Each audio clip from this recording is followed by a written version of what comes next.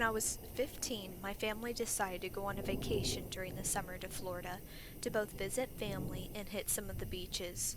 We'd been looking forward to this trip for months and planned to stay in a hotel along the stretch of the Keys.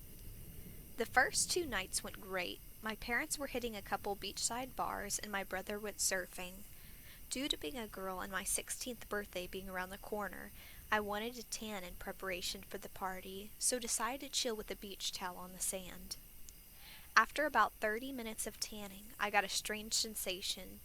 You know, the type of weird feeling you get when someone's staring at you, and I looked around to find a man who looked in his late 20s to early 30s staring at me. Having made eye contact with him, it must have given him the impression I wanted to talk, because he walked over and introduced himself as Scott. I said hi, and being a dumb 15-year-old, tried to be flirty and look older than I was. My brother must have seen the guy and started heading our way. Scott got my vibes and asked quickly for my telephone number, seeing that my brother was headed our way. I gave it to him, and he said he was having a party tonight and I should come, and then jogged off. My brother arrived a moment later and asked what the guy wanted. I lied and said he was just asking if the beach ball he found was ours. My brother had bought it and headed back out to the waves. That was the first time I had gotten attention from an older guy, and I really liked the feeling. I look back thinking how dumb I was in that moment. The night after we all headed back to the hotel, I convinced my brother Aaron to go with me to the party since Scott was hosting it, and just told him that it was one of my friends in the area who was throwing a summer bash party. Our parents agreed to us going as long as we were back to the hotel by 11 p.m. Scott texted me the address and said he was looking forward to seeing me again, and I looked really beautiful. I couldn't wait to see him. Aaron drove us to the 2-story house. It had easily a dozen cars parked along the street and driveway and had a lot of 20s to 30s aged people milling around inside and outside. Aaron and I walked inside, and it didn't take long for Scott to notice me and head our way. He looked confused between Aaron and me, and I quickly jumped in to add my brother didn't have anything going on and decided to tag along. Scott took my hand and led me through the house. Aaron didn't seem to notice in the moment because 2 college-age girls started flirting with him. Scott gave me a solo cup of a dark drink, and not wanting to seem childish, I started drinking it. It was very strong, and I didn't recognize the flavor, but within minutes of talking and dancing with Scott, my nerves went away, and I really started getting into the music and scene. Scott, realizing it, led me by the arm outside and into the nearby trees. He started kissing me, and I really enjoyed it for the first couple minutes, but there started being things I felt uncomfortable with, and I told Scott I didn't want to go that far, and I was only 15. He responded with knowing I was young from the moment he saw me, but that's what he liked. My brain felt really fuzzy, but I knew I needed to get away from this guy immediately. I started trying to run back to the house, and that's when Aaron came out the back door looking for me and panicked when he saw how afraid I was. I told him we needed to leave immediately, and we raced to our car and left before Scott or anyone else could catch up. That night, back at the hotel, I explained everything to Aaron. He was upset that I wasn't honest with him about the party, which I totally understand, but we both decided not to tell our parents. The same night, Scott texted me a couple times and asked that I not go to the police. I just blocked and deleted his number. Looking back at that 5 years later, I see how foolish I was, but no, I can't change the past. Instead, I advise others not to make the same mistake I did.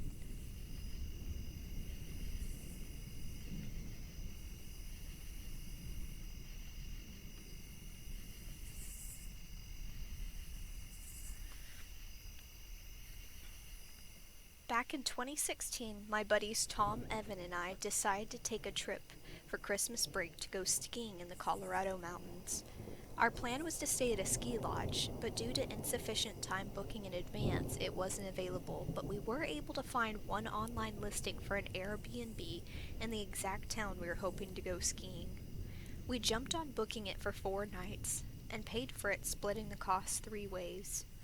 The cabin's pictures were beautiful. It was a 4-bedroom log cabin with a jacuzzi on the back deck. We had all just graduated with our bachelors, so wanted to treat ourselves before settling into our corporate positions.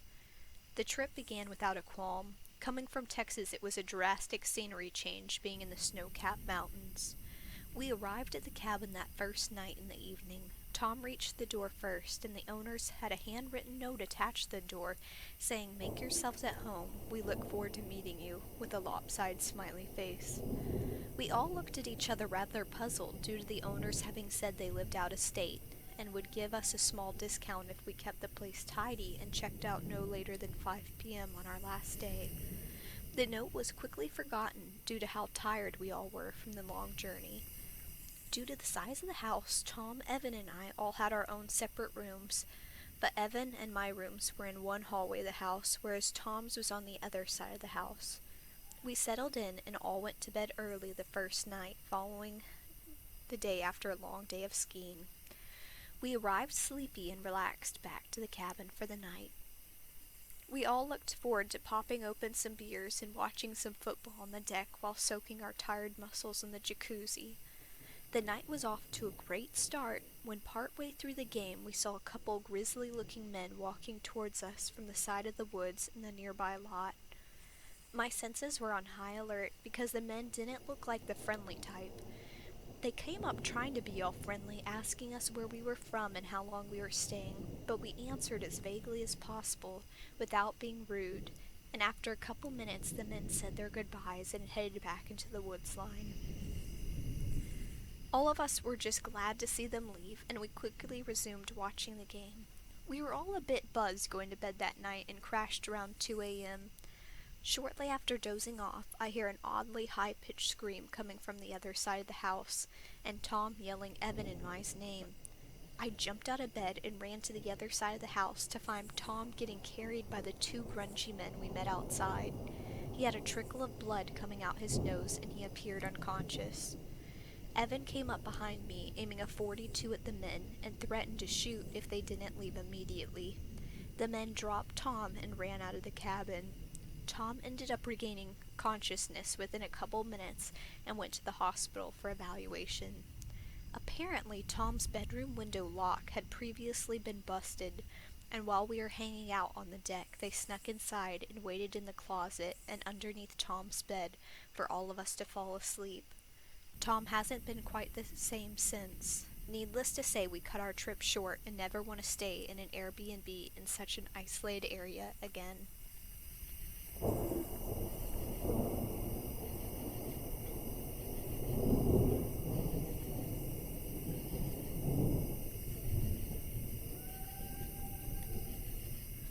I'm going to start this story with a little backstory. My name is Tammy, and I'm in my early 30s and have to travel at least once a month for my job in sales. I normally have no problem traveling as a single woman, especially since the company I work for always puts me up in nice hotels and gives me a travel stipend that pays for decent dinners and occasional outings.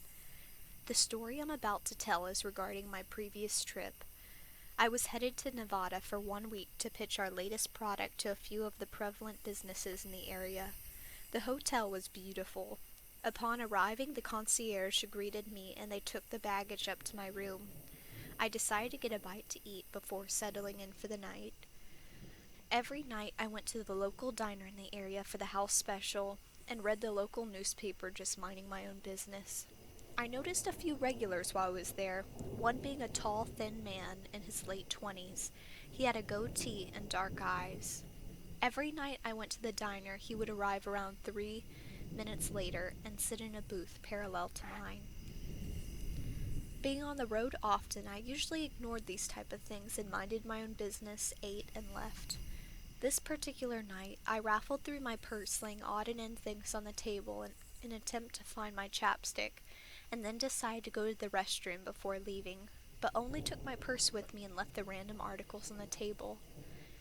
When I got back, I packed everything up and headed back to the hotel. The first 6 nights went as planned. I was ready to head home the following morning. All of the business dealings were finished, and I looked forward to sleeping in my own bed. I had gotten to my hotel room door, but couldn't find the key card anywhere. I had emptied out my whole purse again, thinking I must have accidentally dropped it in the diner while fumbling around for the chapstick. Tired, I decided just to walk to the front desk and request a new key card. After getting back into the suite, I jumped in the shower and turned in early for the night. Around 2:30 in the morning, I woke up cold due to a draft on my feet and saw the blanket had come off. When reaching down in the dark, trying to find it, I felt a shoe instead. A large shoe. My head shot up, and in the dark room, with a thin stream of neon light sifting through the curtains, I saw a familiar-looking frame. The man from the diner was standing over me on the side of my bed. He had a big smile on his face and held my keycard in his hands. I screamed and jumped out of bed, trying to run for the door. He grabbed at my shoulder, but I managed to get to the door and run to the front desk. While crying, I fumbled to explain the situation, and the police were called. By the time they arrived, the goatee man was long gone. I can't help but be reminded of this story since I am about to go out of town once again for work, and am honestly terrified of reliving this experience.